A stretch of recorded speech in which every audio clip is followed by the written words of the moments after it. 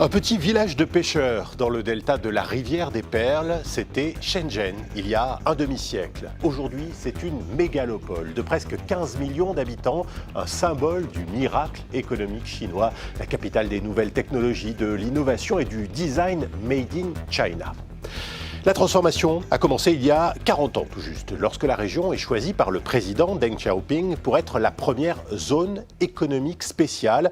Une expérience inédite d'ouverture au capitalisme et aux investissements étrangers. Et le développement économique et démographique va être spectaculaire.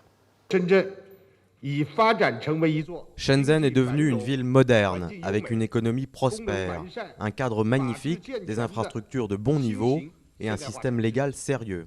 Il démontre les avantages et la vitalité du socialisme à la chinoise. Shenzhen est aujourd'hui la ville la plus riche de Chine. Les capitaux étrangers coulent à flot et de nouvelles entreprises s'installent chaque semaine.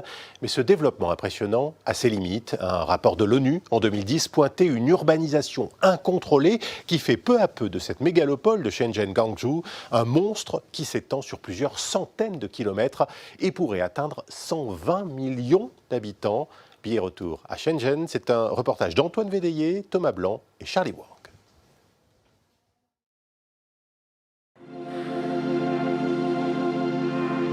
Vue du ciel, c'est une métropole chinoise comme les autres. Des tours à perte de vue, un quartier d'affaires flambant neuf.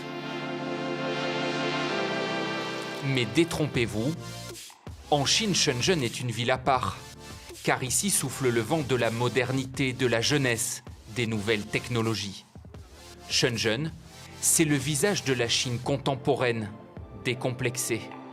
Un ancien port de pêche devenu en 40 ans la Silicon Valley chinoise. Alexa Chen a vu sa ville se construire sous ses yeux. C'est une habitante historique du quartier de Cheko, l'un des plus vieux de Shenzhen. La plus grande, c'est moi. C'est ici qu'elle est née, il y a 56 ans. Regardez, voilà à quoi ressemblait Shenzhen à l'origine. À l'époque, les rues n'étaient que des marécages. Elles n'étaient même pas goudronnées. Il n'y avait que des maisons de plein pied. Maintenant, il y a des grands bâtiments, des grandes tours. Mais il y a 40 ans, Shenzhen n'était qu'un petit village de pêcheurs avec très peu d'habitants. De ces années qu'a connu Alexa Chen, il ne reste plus rien. L'ancien petit port de pêche aujourd'hui s'est métamorphosé. Son quartier est devenu une sorte de Riviera chinoise, le repère des expatriés et de la nouvelle classe moyenne. Je suis très contente et fière de voir que Shenzhen a connu un tel développement. Et c'est arrivé grâce aux réformes et à la politique d'ouverture du gouvernement chinois. En tant qu'habitante de Shenzhen, je suis vraiment fière de ce qui s'est passé ici. La ville s'est transformée car il y a 40 ans, Shenzhen est devenue la première zone économique spéciale du pays. Premières exportations, premiers investissements venus de l'étranger, c'est ici que l'économie chinoise s'est ouverte au monde. L'homme à l'origine de cette libéralisation économique, c'est lui, Deng Xiaoping. Le visage du père des réformes et de l'ouverture de la Chine s'affiche encore en grand, 20 ans après sa mort. Je suis arrivé à Shenzhen dans les années 90. Et ici, il n'y avait que des marécages. Cette route ici, c'était pratiquement impossible de marcher dessus. Et en 40 ans, Shenzhen s'est magnifiquement développé. Sans lui, il n'y aurait pas eu de telles avancées. Merci à lui. Quand des personnes viennent à Shenzhen, ils se prennent en photo ici pour lui rendre hommage. On fait ça parce que c'est un héros qui a transformé Shenzhen. Shenzhen, le laboratoire des réformes, est aujourd'hui la vitrine du miracle économique chinois. L'an dernier, sa croissance a atteint 8,8%, son PIB 280 milliards d'euros. C'est plus qu'Hong Kong et Singapour, les villes les plus riches d'Asie. Shenzhen veut s'afficher en capitale mondiale de l'innovation. Et pour cela, la ville a bâti un musée gigantesque à l'architecture futuriste. Bonjour, bienvenue. Bienvenue au musée de l'industrie de Shenzhen. La visite commence bien sûr par un hommage à l'architecte des réformes. Sur ce visage, nous avons assemblé 30 000 boulons et écrous qui sont des éléments basiques de l'industrie pour créer le visage du premier designer des réformes et de l'ouverture, M. Deng Xiaoping. Sur 7 étages, le musée recense toutes les innovations locales. Dans l'automobile, le domaine médical, les énergies vertes, les nouvelles technologies. Ici, nous avons une tablette Huawei, un téléphone portable Apple et un ordinateur Lenovo. Le téléphone d'Apple est assemblé chez Foxconn. C'est une entreprise de Shenzhen. Et Lenovo et Huawei sont toutes deux des entreprises qui sont nées à Shenzhen. En fait, qu'il s'agisse de leur recherche et développement ou de leur production, tout se passe ici. Portée par ces entrepreneurs et ces innovations, la ville a gagné un surnom, la Silicon Valley chinoise. Dans ce quartier flambant neuf, des centaines d'entreprises, des créateurs, des ingénieurs, des inventeurs, le cœur de la tech chinoise. Bienvenue chez Ubitech.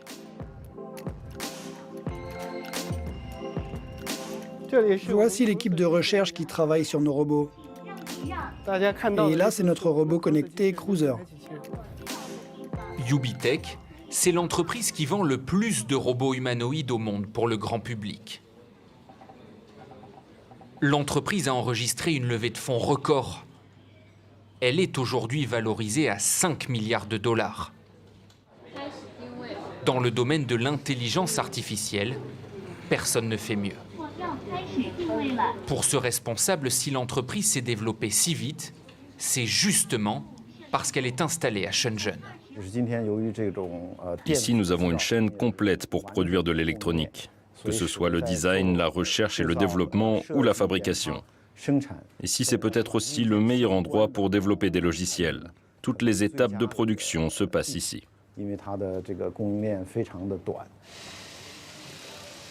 Des usines de Ubitech chaque jour sortent des centaines de robots.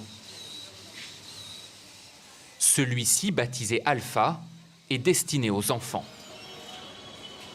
Il peut danser et même dispenser des cours de sport. Mais la dernière création de ces ingénieurs, c'est le robot Walker. Voici Walker, le nouveau robot capable de marcher que nous avons inventé. Walker, un parfait domestique. Il surveille votre maison, écrit vos emails, peut déceler vos émotions. Et ce n'est pas tout, il est capable de frapper dans un ballon. Un robot 100% made in Shenzhen. Tous les composants à l'intérieur, le système électrique et les pièces de contrôle sont fabriqués à Shenzhen. Et c'est nous qui avons inventé le circuit électronique, les logiciels qu'il y a à l'intérieur et les différentes fonctions du robot. Désormais, Ubitech a un objectif, vendre ses robots partout dans le monde. Conquérir la planète, à Shenzhen, d'autres géants de la tech l'ont déjà fait. ZTE, Lenovo, Tencent, DJI ou encore Huawei, toutes ces entreprises sont nées ici. Huawei, c'est même la société la plus innovante au monde. Rien que l'an dernier, l'entreprise de télécommunications a déposé 4024 brevets à l'international, un record. À Shenzhen, l'un de ces mastodontes de la tech nous a ouvert ses portes. Nous sommes reçus chez DJI. Le fabricant de drones est le symbole de la réussite fulgurante des jeunes entrepreneurs de Shenzhen. Aujourd'hui, 70% des drones civils dans le monde sont de marque DJI. Voici le Phantom 4 Pro. Pour nous, le Phantom 4, c'est vraiment un drone emblématique, car aujourd'hui, nous en sommes à la 4e génération. Mais il a conservé la même couleur, la même forme. Et il est vraiment reconnaissable quand il vole dans le ciel. Depuis sa création en 2006, la start-up a déposé plus de 6000 brevets à travers le monde. L'une de ses dernières inventions, ce drone miniature qui se commande avec des gestes de la main. Et là maintenant, je l'envoie au loin, simplement en utilisant mes mains. Plus besoin de télécommande. Et si je veux le faire atterrir?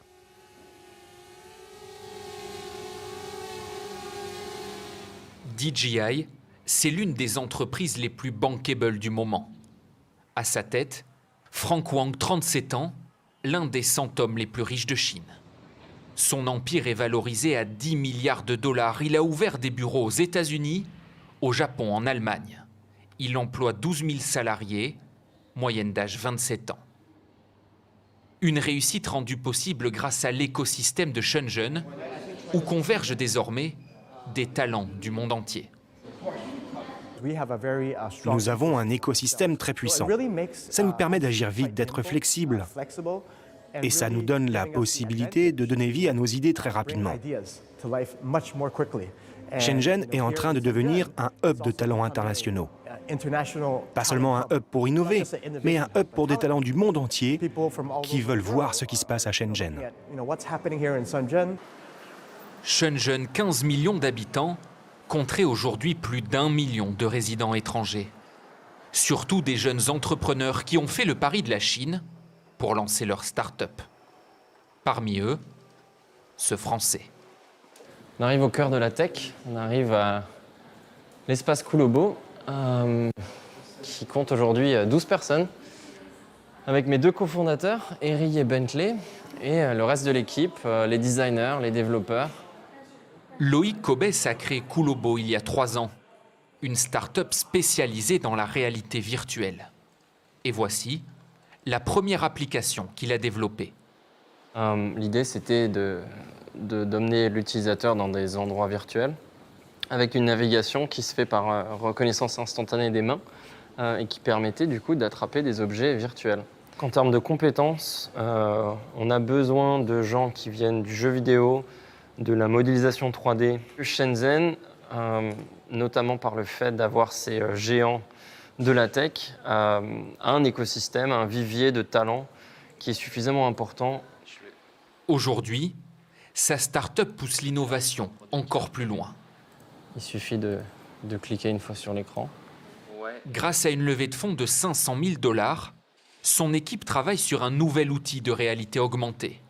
Selon lui, l'avenir de la tech se trouve en Chine et Shenzhen pourrait bientôt dépasser la Silicon Valley. Les États-Unis sont sur le déclin. En tout cas, la Silicon Valley est devenue trop chère, est devenue trop fermée sur elle-même.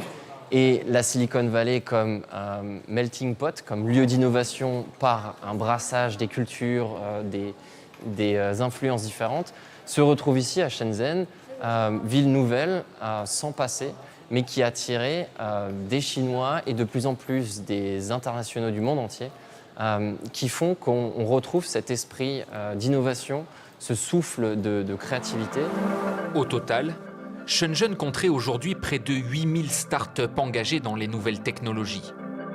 Le secteur enregistre une croissance folle, 20% l'an dernier.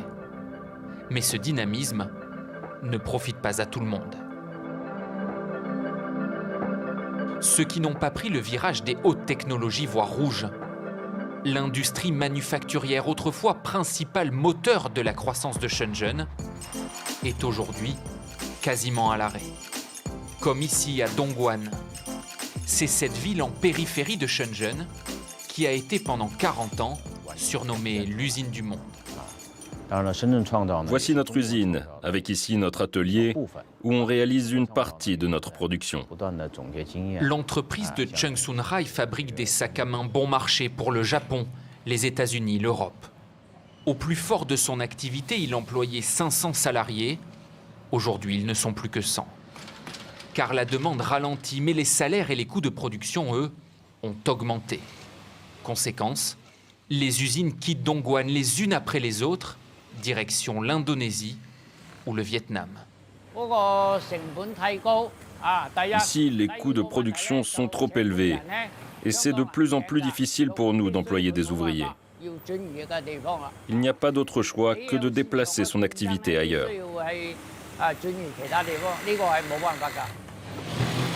Lui aussi songe désormais à partir.